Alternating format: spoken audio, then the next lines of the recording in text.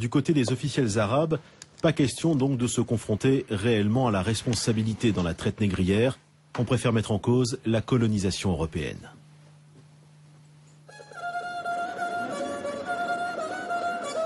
Chez les élites africaines elles-mêmes, dont beaucoup sont musulmanes, le sentiment d'une solidarité avec le monde arabe l'emporte sur l'exigence d'un travail de mémoire.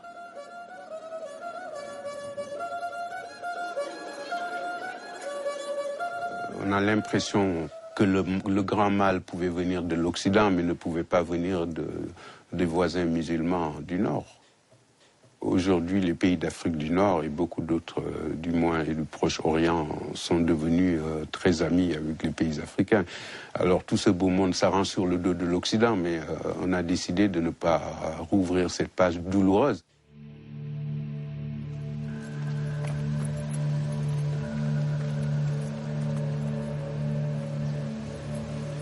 Il existe toutefois des historiens ou des intellectuels courageux qui ont décidé de regarder l'histoire en face, parfois contre leur propre société. Le professeur Tube est de cela.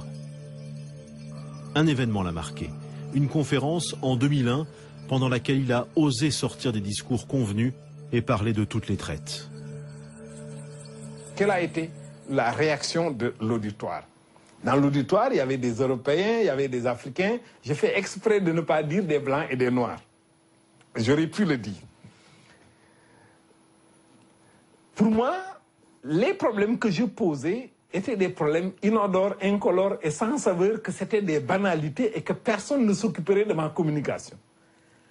La réaction de la salle, en tout cas du côté des Africains, a été d'une violence à laquelle je ne m'attendais pas du tout. Je ne savais pas que c'était aussi chaud et aussi violent le sujet que j'abordais. C'était d'une sensibilité, d'une telle sensibilité.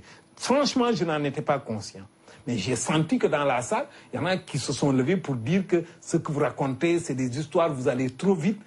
Mais je n'ai entendu aucune critique réelle de ma communication, une critique scientifique. Mais ce qui me l'explique, c'est ceci. C'est que quand j'ai terminé mon exposé à Bamako, qu'il y a eu cette réaction violente mais peu scientifique, mais plutôt réaction épidermique à ma communication, quand je suis sorti de la salle, des Africains sont venus me voir. Ils n'étaient pas très nombreux, mais quand même c'est assez représentatif de quelque chose pour me dire, vous savez, ce que vous dites là, c'est vrai, vous avez raison, qu'on doit explorer cet aspect des choses, mais il ne faut pas le dire devant les Blancs. Et les Européens sont venus me voir, en aparté toujours, pour me dire, félicitations monsieur, je pense exactement la même chose que vous.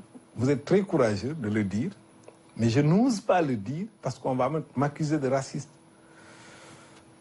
Après avoir écouté ces deux positions que je comprends très bien, je me suis dit, mais où sont les historiens? Il est grand temps de prendre le taureau par les cornes.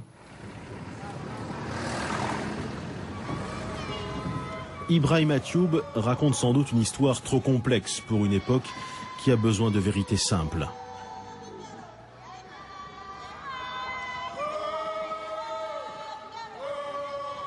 Une époque où la peur rend aveugle.